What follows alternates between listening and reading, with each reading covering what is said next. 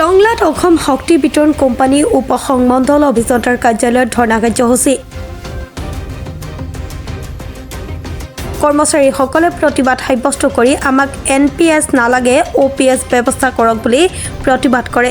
NPS বাতিল কৰক, বাতিল কৰক, বাতিল কৰক। OPS লাগু কৰক, লাগু কৰক, লাগু কৰক। OPS লাগু কৰক, লাগু কৰক, লাগু কৰক। উল্লেখ্য যে কেন্দ্ৰীয় ট্ৰেড ইউনিয়ন আৰু কৰ্মচাৰী ফেডাৰেল আৰু বিদ্যুৎ কৰ্মচাৰী আহ্বানত লগতে ৰাষ্ট্ৰীয় সমন্বয়ক অভিযন্তাৰ সমৰ্থনত অনুষ্ঠিত হয় এই ধৰ্ণা কাৰ্যসূচী। আজি এই মানে national coordination committee of engineers employees and pensioner সমিতিৰ আহ্বানত আমাৰ সকলো দেশৰ লগতে আমাৰ টংলা বিদ্যুৎ উপসংমণ্ডলতো আমি আমাৰ ব্যক্তিগত খণ্ডৰ যিটো আমাৰ মানে বিদ্যুতৰ ব্যক্তিগতকৰণ আমি এইটো বাতিল কৰিবৰ কাৰণে বা এই বন্ধ কৰিবৰ কাৰণে আমি আন্দোলন অব্যাহত ৰাখিছোঁ।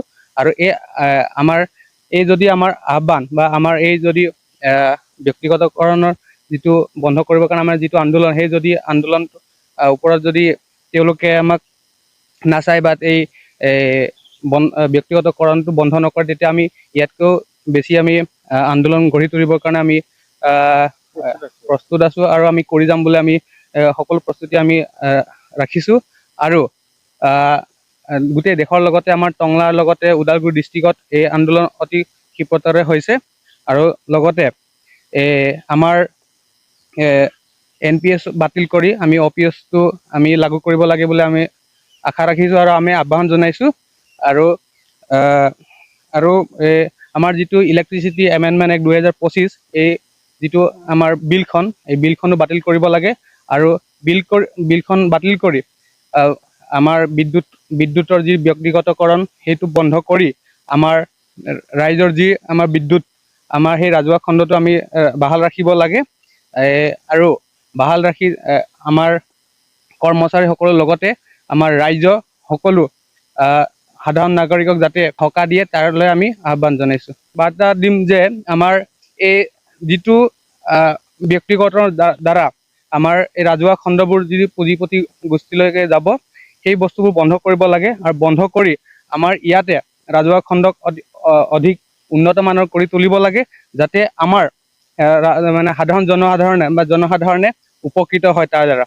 আৰু লগতে ইয়াতে আমি আহ্বান জনাম যে আমাৰ যিসকল কৰ্মচাৰী, চৰকাৰী কৰ্মচাৰীসকল, তেওঁলোকৰ NPSটো বাতিল কৰিব লাগে, যাতে OPSটো আমি লাগু কৰিব লাগে। কাৰণ আমি ইমান 30-35 বছৰ ধৰি যদি যিসকল কৰ্মচাৰীয়ে একোটা ৰাজহুৱা খণ্ডক সময় দিয়াৰ পিছত যদি ৰিটায়াৰমেণ্টৰ টাইমত NPSটো উঠাই মানে OPSটো যদি নকৰে, তেতিয়া কি হ'ব, ৰিটায়াৰমেণ্টৰ টাইমত আমাৰ প্ৰব্লেম হ'ব।